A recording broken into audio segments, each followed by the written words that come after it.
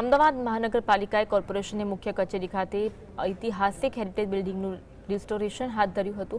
સરદાર વલ્લભભાઈ પટેલ અહીંથી મ્યુનિસિપાલિટી બોર્ડનું સંચાલન કર્યું। આ તે જ ઇમારત છે કે જ્યાં સરદાર પટેલ દરિયાપુર વોર્ડમાંથી ચૂંટણી લડીને મ્યુનિસિપાલિટીના પ્રથમ પ્રમુખ બન્યા હતા। આ હેરિટેજ બિલ્ડિંગના રિસ્ટોરેશન માટે 10 કરોડ રૂપિયાનો ખર્ચ કરવામાં આવશે। આ ઇમારત વર્ષ 1920થી 1930ના દાયકા દરમિયાન બનાવવામાં આવી હોવાનું મનાય છે। રિસ્ટોરેશનની સૌથી મહત્વની બાબત એ છે કે સરદાર પટેલ જે ખુરશી પર બેસતા હતા તે ખુરશીને કાળજીપૂર્વક સાચવવામાં આવી છે।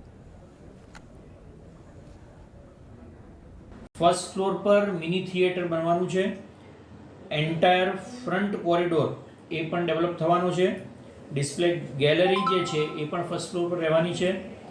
अने सेकंड फ्लोर पर सरदार वल्लभभाई पटेलना जीवननी जे एक्टिविटीज छे एमणे अमदावादना स्टे दरमियान रोकाण दरमियान जे जग्याए एमणे विजिट करी थी ए जे छे ए सेकंड फ्लोर पर आपणे बताववाना छे। ऑडियो विज्युअल एटले के आपणे जेवी रीते आगळ जता जईए ए प्रकारे ऑडियोथी आपणे माहिती मळती रहे ए प्रकारनुं पण प्रदर्शनी ए सेकंड फ्लोर पर आपणे दर्शाववाना छीए।